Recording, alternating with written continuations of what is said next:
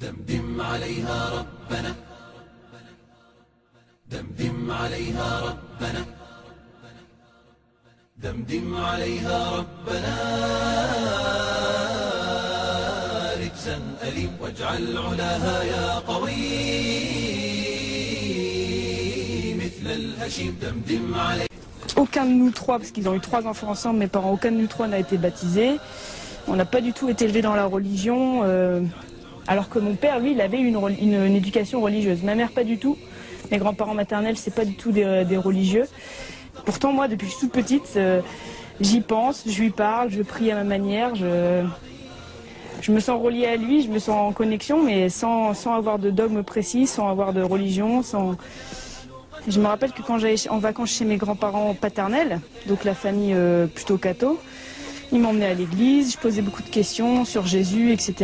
Il y avait beaucoup de choses que je ne comprenais pas, parce que vous savez, la Sainte Trinité, c'est un mystère. Donc il y a des choses que je ne comprenais pas, puis qui sont complètement abstraites encore aujourd'hui. Comment penser un seul Dieu, 3 personnes? Ça veut dire que la Trinité est en même temps indivisible et inconfuse. Eh bien, c'est impensable. Indivisible, c'est-à-dire que lorsque le Christ est mort sur la croix, il y avait le Père et l'Esprit Saint. Et en même temps, comment dire, c'est un seul Dieu, 3 personnes, et Saint Augustin lui dit très bien, le Père n'est pas le Fils n'est pas le Père, l'Esprit Saint n'est pas le Père. Enfin, on peut comme ça combiner les 3 personnes divines. Et il est bien évident que quand je dis ça, c'est ça qui est compliqué. Je ne crois pas au trithéisme. Trithéisme, c'est croire en 3 dieux, le Père, le Fils et le Saint-Esprit. Et je ne crois pas non plus au monadisme. Le monadisme, c'est dire, oh, le Père, le Fils et l'Esprit Saint, c'est la même chose. On change, voilà. Mais rationnellement parlant, c'est pas possible de comprendre. On ne peut pas maîtriser. Et ça, je l'avoue. Donc en fait, c'est pas que je refusais Dieu, je refusais la religion, mais pas Dieu. Il semble aberrant maintenant, mais je pouvais pas m'accrocher à une doctrine religieuse en fait. Ce qui m'a aussi choqué, voilà, j'ai une petite sœur qui est décédée à l'âge de 25 ans. J'étais présente quand ça s'est arrivé et ma mère voulait absolument que le prêtre vienne parce que c'est la tradition, il fallait que le prêtre vienne pour bénir le corps. Je suis allée jusqu'au séminaire, aller à côté de l'église. Et quand j'ai sonné, bon, au bout d'une demi-heure, le prêtre est enfin descendu. C'était l'heure du repas, je veux bien que c'était le soir. Mais quand je lui ai dit pourquoi je venais, il m'a répondu qu'il n'y avait pas urgence. C'est vrai qu'il n'allait pas faire de miracle, il était décédé. Et l'extrême onction, c'était terminé, c'était une mort brutale, donc il n'y avait pas de problème. Mais le problème, c'était le fait qu'il n'y avait pas urgence parce que elle était décédée. Il y avait urgence peut-être pas pour ma soeur, il y avait urgence pour ma mère. En fait, je crois que c'est le clergé qui m'a un peu rebuté. Donc après, ne connaissant pas du tout l'islam réellement, c'est petit à petit, en fait, c'est à côtoyer en faculté des personnes d'origine, de confession musulmane qui m'a poussé par curiosité en fait. J'ai essayé de comprendre pour le comment de la chose. Alors moi je suis d'origine italienne, mes 2 parents sont italiens de la vallée d'Aos, c'est la Savoie italienne. Et ils m'ont transmis la foi du charbonnier, leur catholicisme romain, et auquel j'ai adhéré jusqu'à l'âge de 28 ans. Et à l'âge de 28 ans, je me suis converti à l'islam. Pourquoi? Parce que depuis que j'étais gamin, j'avais toujours le sentiment qu'il y avait quelque chose de commun dans les différentes religions. Et à l'âge de 28 ans, je me suis intéressé, j'ai voulu étudier à l'université les différentes religions. Et j'ai accroché très vite sur l'islam, en l'espace de quelques cours d'islamologie. J'ai décidé de me convertir à l'islam, à la fois parce que j'y ai trouvé nourriture pour le cœur et la raison, pour aller un peu vite, mais aussi parce que je n'ai pas vu de rupture avec ma religion précédente. Pour moi, je considère que l'islam est la suite du judaïsme et du christianisme. Et donc, à partir de là, j'ai rajouté un étage à ma fusée religieuse, mais sans pour autant renier ce que j'étais avant. Sur ma carte d'identité, j'ai 2 prénoms. Je veux dire, si ça pose problème à des gens de m'appeler David, ils peuvent m'appeler Mehdi, ça ne me pose aucun problème, ça pose des problèmes aux autres. Voilà, moi, personnellement, que je m'appelle David ou Mehdi ou Jean-Claude ou Brian, je serai toujours musulman et c'est pas le prénom qui fait la religion, en fait. l'islam, je l'ai rencontré lors d'un voyage en Afrique que je préparais depuis ma plus tendre adolescence. Ma mère, elle m'a dit que j'ai commencé à en parler, je devais avoir 13-14 ans, arrivé au collège. Donc juste après le lycée, j'ai travaillé un truc du genre 6 mois pour me faire de l'argent. Et après, je suis partie vivre en Afrique un petit peu plus d'1 an. Donc je suis arrivée en Afrique au Sénégal.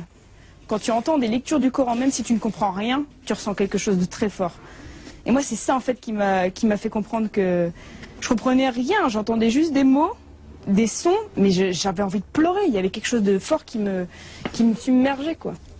اقرأ باسم ربك الذي خلق خلق الإنسان من علق اقرأ ربك الأكرم الذي علم بالقلم علم الإنسان ما لم يعلم كلا إن الإنسان لا يطغى أن رآه استغنى إن إلى ربك الرجعى أرأيت الذي ينهى عبدا إذا صلى أرأيت إن كان على الهدى وأمر بالتقوى أرأيت إن كذب وتولى ألم يعلم بأن الله يرى كلا لئن لم ينته نصفعا بالناصية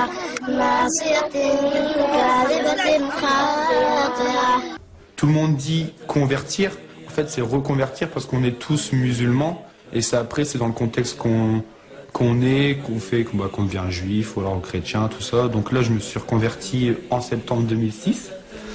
Les gens qui se convertissent à l'islam racontent des histoires extrêmement variées. Il y a des gens qui sont allés faire du tourisme au Maroc et ont entendu l'appel à la prière et ont été subjugués par ça et ils se sont convertis.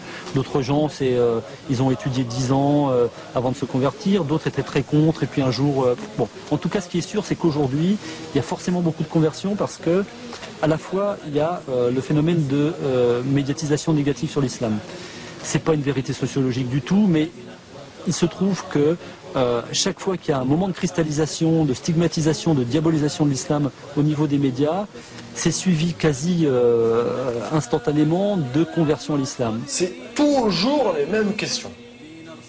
À croire que ça pose pas un problème, mais t'as besoin, certes l'être humain il a besoin de savoir de quelle origine on est, on a toujours besoin de connaître ses racines, on a besoin de ses racines pour vivre, c'est comme un arbre. Là je le vois quand j'étais en stage, là, je fais des études d'infirmier, dans le personnel, souvent on me pose la question. Alors en plus, quand tu es en stage en période de Ramadan, c'est encore pire. La personne, elle me dit, tu fais Ramadan, elle n'était pas du service dans lequel j'étais, elle venait pour manger, elle me dit, tu fais Ramadan, c'est une bien drôle d'histoire. Elle part dans le frigo, elle ouvre le frigo, elle dit, quelle bien drôle d'histoire. Je dis, l'histoire elle est drôle où? Il n'y a rien de marrant. Elle me dit oui, mais parce que la copine de ma fille fait Ramadan aussi, et puis elle est pas arabe. Je dis pourquoi? David, c'est quoi? C'est arabe, David. Le jour du Eid, appelé aussi communément fête du gâteau. Là, le Eid du Ramadan, chez eux, c'est la fête des gâteaux. On ramène des gâteaux. Mais là, il n'y a rien de drôle. C'est super bon. Et cette même personne-là, elle mange des gâteaux. Je pose un plateau, elle prend un gâteau, je lui fais, là, il n'y a rien de drôle. Je lui ai rappelé ce qu'elle m'avait dit 30 jours avant. Je lui ai dit, là, c'est pas drôle de manger des gâteaux pendant la fête du Ramadan, à la fin du Ramadan. Elle me dit, ben non, parce qu'ils sont bons. Voilà. Ça résume tout, en fait. La connaissance. Si aujourd'hui je dis je me convertis à l'islam, ça fait pas du tout la même chose que si je me dis je me convertis au bouddhisme. Je me convertis au bouddhisme, on me dit tiens, c'est un joyeux... il va dans un truc zen, un peu soft, c'est assez exotique, mais bon, pourquoi pas. Par contre, si je dis je me convertis à l'islam, je me convertis à quelque chose qui fait peur. Donc on commence à me soupçonner, à me regarder de travers, à dire mais il s'est fait embobiner, il rentre dans un truc, on va l'obliger à poser des bombes. Donc il y a toute une dimension qu'on se voit plaquer très vite dans son milieu familial, dans son milieu professionnel éventuellement. Et assez vite aussi, si on est actif, et ça a été mon cas, j'ai toujours été actif dans des associations, des partis politiques, etc. Et donc le fait de me retrouver musulman, j'ai voulu être actif en milieu musulman, et très vite je me suis retrouvé face à des renseignements généraux, à la DST, etc. Et moi qui essaye de ne pas voler un centime quand je fais ma déclaration d'impôt, je me suis retrouvé du jour au lendemain avec le sentiment que j'étais hors la loi, que j'étais quelqu'un qui faisait des choses pas bien, et c'était une curieuse impression. Et se rajouter à ça en plus, tous les discours sur l'islam en France, qui donne le sentiment que l'islam n'est qu'une religion d'étrangers faite et vécue par des étrangers. Et donc ça m'a donné en plus le sentiment d'être une espèce de migrant culturel. Et du jour au lendemain, j'étais plus français, j'étais plus de cette culture, j'étais ailleurs, et j'étais en plus dans un ailleurs inquiétant pour mon entourage. La chance de mes parents, c'est que, et de ma famille, vous voyez bien que c'est pas du tout pareil. Leur Guilain, parce qu'ils m'appellent toujours Guilain, eux. Peut-être qu'ils prendront l'habitude plus tard, Inch'Allah, de m'appeler Fares. Et ça me toucherait beaucoup. Et le son qu'ils ont par la télé, ils voient bien que c'est pas... Ils voient que dans mon comportement, j'ai pas changé vis-à-vis d'eux. Ils voient que c'est pas parce que je suis musulman que je me suis renfermé, que... Ils voient bien que j'agis pas comme ce qui se dit à la télé. L'islam, c'est pas un vaccin contre la connerie. Donc, si un saint non musulman se convertit à l'islam, ça fera probablement un saint musulman. Et si une tête de con non musulman devient musulman, ça fera probablement une tête de con musulman. Malheureusement, je crois qu'il n'y a pas de secret là-dessus. D'accord, par la suite, j'en ai rencontré d'autres, si tu veux. Mais ça doit être pour moi également. Bon, j'ai une approche, disons, de l'islam qui n'est pas musulmane, forcément. Mais je n'arriverai pas à avoir un discours confessionnel, personnel, sur le christianisme, sur mes convictions chrétiennes, sans faire référence à ce que m'a apporté l'islam. Disons, le meilleur texte que je connaisse sur le dialogue interreligieux, c'est dans le Coran, c'est dans Sourate 5, quand il parle, si Dieu l'avait voulu, il aurait fait de vous une seule communauté, mais il a voulu vous éprouver par le don. C'est bien le don qui vous a fait. Vous rien, rivaliser entre vous par le bien, vous retournerez tous vers lui, je crois, et il vous éclairera alors sur vos différends. Je crois que c'est la charte même du dialogue interreligieux. Quand j'ai choisi de me convertir à l'islam, bon, j'ai vécu tout un ensemble de tensions, je t'en ai parlé à plusieurs reprises, avec ma famille, ça n'a pas été très aisé à gérer, notamment avec mes parents qui n'ont pas compris ce basculement vers l'islam. Mon père me disait, si tu veux être religieux, fais-toi curé, mais tu n'as pas besoin de devenir musulman et de changer de religion. Et là, les copains ont joué un rôle, les amis musulmans ont joué un rôle très important pour me permettre justement de cadrer cette relation et de gérer cette tension. Et les amis musulmans du quartier me disaient, si tes parents, si ta famille te demande de faire des concessions, même dans certains éléments de ta pratique religieuse, il ne faut pas hésiter à le faire pour préserver cette relation qui est plus importante que tout. Au début, ça m'avait vachement interpellé, quoi. Et il y a un truc aussi vraiment qui me fait vraiment pencher 10 fois plus pour l'islam que les autres religions, c'est que l'islam a un lien avec la science. Et pour moi, la science, c'est une manière d'expliquer le monde, comme le mystique, enfin, il y a plein de manières d'expliquer le monde. Et le fait que l'islam ne contredise pas la science et l'inverse, c'est vachement intéressant. C'est un cadre, en fait, pour moi, l'islam. C'est un cadre dont tu peux te servir tu peux t'en servir dans ta vie, dans la vie de tous les jours, quoi. Dans l'islam, quand il y a un problème, il y a une solution. On peut trouver donc une solution à travers le Coran, à travers les hadiths, à travers la tradition. On peut trouver une solution. Je peux comprendre effectivement que on puisse se tourner vers l'islam, car par la rationalité, il y a peut-être une plus grande clarté, une plus grande simplicité, si vous voulez. Mais on m'a dit qu'à Condé, il y avait pas mal de convertis. À Condé, il y a beaucoup de convertis, effectivement. Ouais. Il y en a, on va dire, de plus en plus même. Hein. Ouais, ça se fait peut-être allez, je vais dire qu'il y en a une vingtaine peut-être. Mais qu'est-ce qui fait que dans un petit patelin comme ça, on a autant de convertis? Il se passe tellement de choses sombres que quand on commence à entendre parler de ce qu'est vraiment l'islam, hein, là on a peut-être envie justement de se lancer dans l'islam parce que on se dit que pour finir, c'est vraiment une hygiène de vie, c'est vraiment quelque chose qui pourrait entre guillemets nous cadrer, quoi. Et je pense que les jeunes ont besoin de ça. Vous ne pensez pas que le converti a l'obligation quelque part de prendre certains traits culturels au péril d'être rejeté c'est des fois malgré lui qu'il va devoir entre guillemets s'intégrer. Toi, dans ton cas, comment tu vis la chose? Moi, franchement, je vais pas te mentir, ça s'arrêtait juste à la shorba ou à la hirva de Ramadan, quoi, du soir de Ramadan. Mais sinon, franchement, non, je me sens ni marocain, ni algérien, ni tunisien. J'ai vraiment, tout simplement, j'ai vraiment l'impression d'être un Français à part entière, content d'être Français et tout simplement musulman, quoi. Je veux dire, voilà. Ouais, mais t'as quand même fait le choix, comme moi, en tout cas, voilà.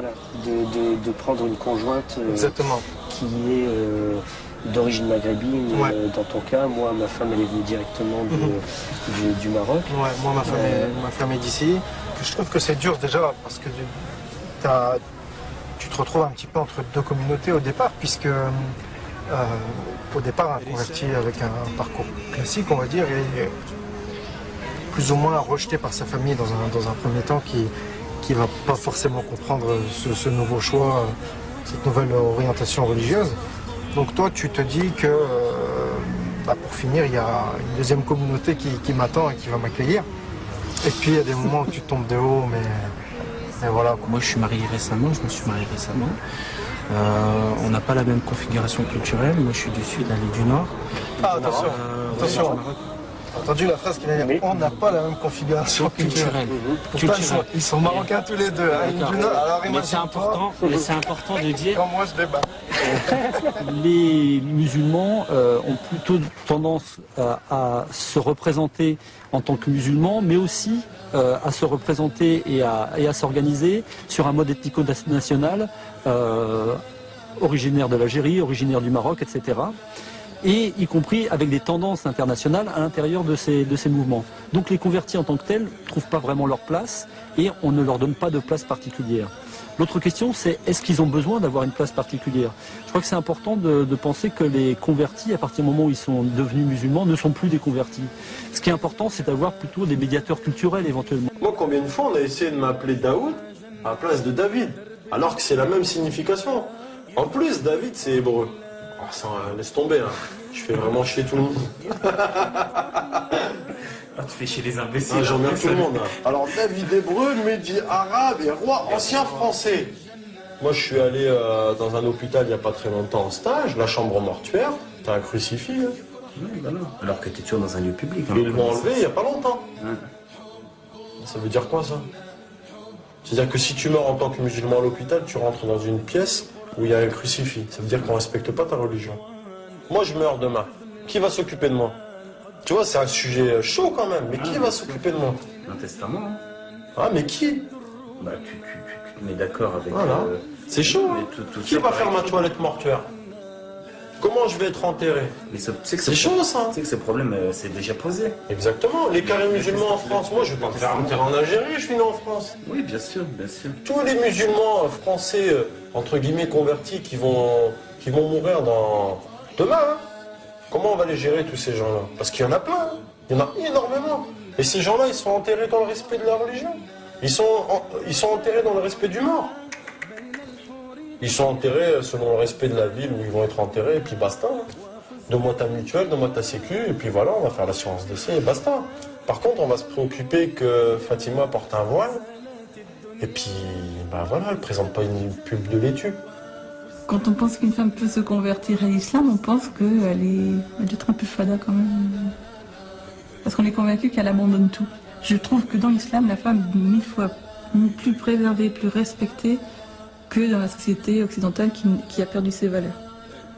Je vois pas en quoi une femme occidentale qui va s'afficher sur un panneau publicitaire pour des sous-vêtements féminins ou autres est plus respectée qu'une femme musulmane. Enfin, qu'on m'explique, parce que là j'ai un problème de perception du respect. Et qu'on me dise aussi si dans le monde occidental, la femme n'est jamais battue. Parce que là, il n'y aurait pas SOS femme battue ou SOS homme battu maintenant, parce que ça se fait aussi. Donc qu'on me dise, là, est-ce que toutes ces femmes qui appellent SOS femmes battues ne sont que des femmes musulmanes? De par l'ignorance des gens, j'ai eu beaucoup de « ah, fais attention, ah bon, un musulman, mais c'est quoi ?» En fait, les amis, ils sont curieux, ils sont méfiants, mais quand même curieux. Mais la famille, j'ai l'impression que c'est plus tabou, mine de rien, en famille. C'est plus, bon bah voilà, on le sait, mais est-ce qu'on va aller chercher le sujet? Est-ce qu'on va aller la chercher sur ce sujet? Pas forcément, quoi. La famille, en fin de compte, elle est un peu plus...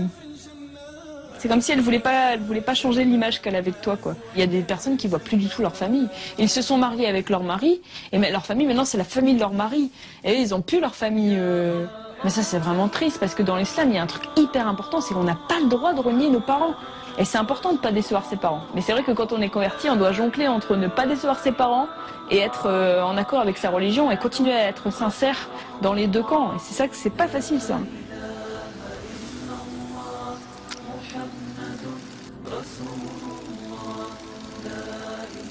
On est le 19.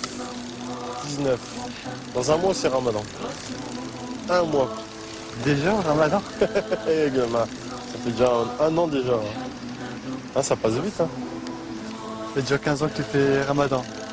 Ouais. Et pèlerinage alors? Pèlerinage. Bah, tu sais qu'avant de me marier, j'envisageais de le faire en fait. Moi, je veux dire franchement, cette idée, bah, j'en ai reparlé en plus avec ma femme il n'y a pas longtemps là. La Oumra, que j'ai pas pu faire. Elle me dit c'est vrai que t'as pas pu partir en voyage à la Mecque, quoi. Je lui dis ouais, mais bon, après il y a la famille avant tout, hein. En mariant, c'est vrai que cette idée, ce projet, il a été mis un petit peu de côté. Parce que je pars du principe où il faut déjà bien asseoir ta famille. Bah oui, hein. Faut t'occuper de ta femme. Moi je suis à fond famille, tu sais. Donc et après ma fille. Ah, quelque chose? La classe. La classe. Il n'en a pas besoin, la classe. La classe. Voilà, c'est nickel. Ça va, tu maîtrises, hein. Je vais devoir porter les pucettes en fait. C'est pas normal ça, hein. J'espère que je vais faire plus gros que toi, hein. Alors on n'a pas de chiffres concernant les conversions en France parce que évidemment c'est interdit de recenser les gens sur religion en France, mais il y a une estimation très ancienne, un chiffre de 50 000 convertis qui traînent depuis très longtemps. J'ai eu des chiffres par le ministère de l'Intérieur, des chiffres très officieux qui datent d'une dizaine d'années, qui étaient l'estimation des renseignements généraux à 110 000, 120 000 convertis en France. C'est difficile de savoir.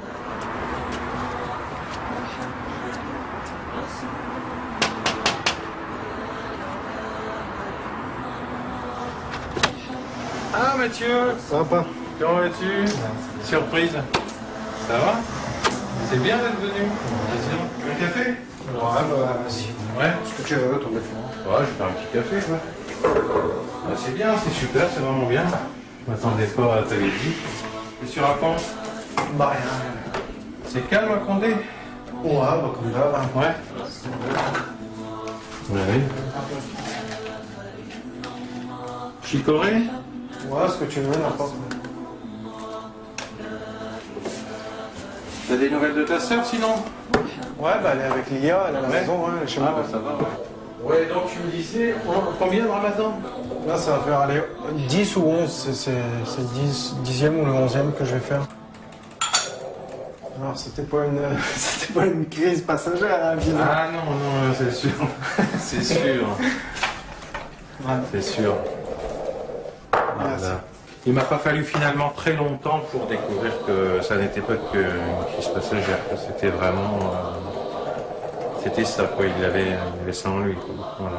J'avais quelques doutes parce que il était déjà très souvent avec ses petits copains donc, de la cité Saint-Pierre à Condé, donc avec tous ses petits copains donc, marocains, enfin d'origine marocaine, algérienne, tunisienne et autres. C'est vrai que j'ai toujours eu des copains d'origine maghrébine, quoi, mais paradoxalement, c'est pas eux qui ont fait que je suis devenu musulman, quoi. Franchement. Oui, donc ensuite j'ai effectivement appris de façon officielle qu'il fréquentait la mosquée, ça je l'ai appris, donc bon là je me suis dit ok là c'est bon, là, ça y est. Mais bon c'est sûr qu'au début ça secoue, quoi, ça interpelle, c'est le moins qu'on puisse dire. Mais après, il faut rapidement essayer de comprendre, parce que si on n'essaie pas de comprendre, on va camper chacun sur ses positions et on va... Moi, je risquais de les perdre tous les deux, hein, puisque... Ouais, parce que ma petite sœur... Après, sa sœur a suivi forcément le même chemin. Mais donc, si on n'essaie pas de comprendre, on perd ses enfants. Donc, c'était pas le but non plus. Donc, Mathieu m'a carrément même prêté des bouquins, notamment sur la réflexion de certains personnages connus français sur l'islam. Et puis à partir de là, j'ai effectivement commencé, on va dire, mon travail de compréhension et d'acceptation. Et puis après, bien finalement, ça s'est très bien passé, jusque, bon, à part quelques petits épisodes où dans son discours, j'avais peur qu'il ait moins de tolérance vis-à-vis des autres, en fait. Et ça, je le reconnais, voilà. C'est vrai que je le reconnais. C'est ce prosélytisme qui allait parfois un peu trop loin. Mais qui tombe en même temps en pleine crise d'adolescence. Voilà. Tu vois ce que je veux dire? Et là, voilà, dès que je disais une connerie, parce que j'en ai dit des conneries, dès que je disais une connerie, c'était plus Mathieu l'adolescent. C'était Mathieu le musulman, tu vois. Bon, après, sur le principe même de la religion, que moi, j'ai absolument, on va dire, c'est une mauvaise expression, mais j'ai rien contre, on va dire, quoi. Au contraire, parce que plus j'ai essayé de comprendre, et plus je me suis aperçu que non seulement c'était, on va dire, cartésien, que c'était, enfin pas cartésien, mais que c'était cohérent, hein, voilà, que c'était cohérent, que les textes, et que c'était la vérité, parce que plus j'avance dans mon but de compréhension, et plus je m'aperçois qu'effectivement c'est la vérité, quoi, voilà. Et bon, pour l'instant, parce que il doit être trop content maintenant, parce que il a réussi, quoi.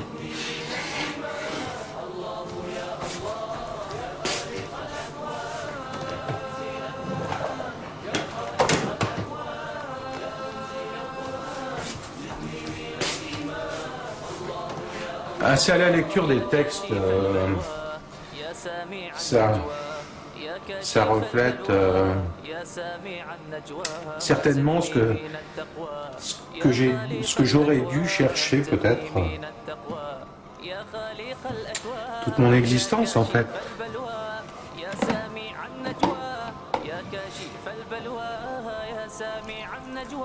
Surtout que je connais son travail dans le milieu dans lequel il évolue, dans un milieu parfois difficile où il y a des jeunes qui sont désœuvrés, qui sont en quête de vérité, de recherche spirituelle, et il a désamorcé parfois des situations plus que ubuesques, plus que difficiles, grâce à la religion, et ça c'est formidable, quoi, voilà. Donc là il n'y a rien à dire, quoi, c'est du respect, hein. Moi il m'a fallu attendre 53 ans pour... mais bon, il n'est jamais trop tard, hein. Ben ouais, c'est comme ça. Rien de tard. Tu veux dire, il est en train de... Non. De me dire, vas-y, lance-toi, mais attention. Non, mais... Mais non, franchement, les derniers jours de ta vie, il est pas tard, tu vois ce que je veux dire? Ouais. Tu aurais 100 ans et tu te dis, voilà, c'est maintenant, c'est maintenant, tu vois. Il est jamais...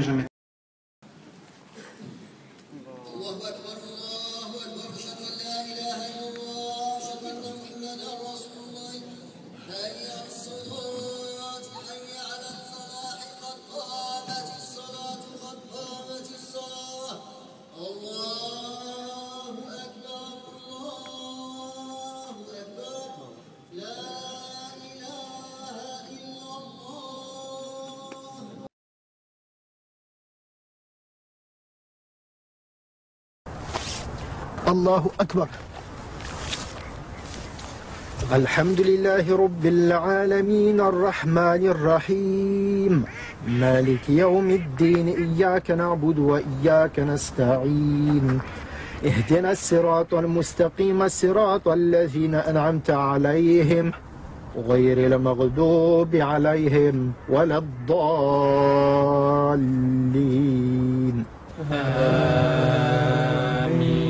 بسم الله الرحمن الرحيم والتين والزيتون وطور سينين وهذا البلد الأمين لقد خلقنا الإنسان في أحسن تقويم ثم رددناه أسفل سافلين إلا الذين آمنوا وعملوا الصالحات فلهم أجر غير ممنون فما يكذبك بعد بالدين أليس الله بأحكم الحاكمين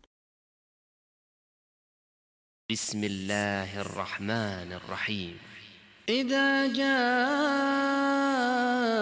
نصر الله والفتح ورأيت الناس يدخلون في دين الله أفواجا فسبح بحمد ربك واستغفره إنه كان توابا بسم الله الرحمن الرحيم إذا جاء نصر الله والفتح ورأيت الناس يدخلون في دين الله أفواجا ورأيت الناس يدخلون في دين الله أفواجا فسبح بحمد ربك واستغفره إنه كان توابا بسم الله الرحمن الرحيم إذا جاء نصر الله والفتح ورأيت الناس يدخلون في دين الله أفواجا فسبح بحمد ربك واستغفره إنه كان توابا بسم الله الرحمن الرحيم إذا جاء نصر الله والفتح ورأيت الناس يدخلون في دين الله أفواجا فسبح بحمد ربك واستغفره إنه كان توابا إذا جاء نصر الله والفتح ورأيت الناس يدخلون في دين الله أفواجا فسبح بحمد ربك واستغفره إنه كان توابا إذا جاء نصر الله والفتح ورأيت الناس يدخلون في دين الله أفواجا فسبح بحمد ربك واستغفره إنه كان توابا بسم الله الرحمن الرحيم إذا جاء نصر الله والفتح ورأيت الناس يدخلون في دين الله أفواجا فسبح بحمد ربك واستغفره إنه كان توابا بسم الله الرحمن الرحيم إذا جاء نصر الله والفتح ورأيت الناس يدخلون في دين الله أفواجا فسبح بحمد ربك واستغفره إنه كان توابا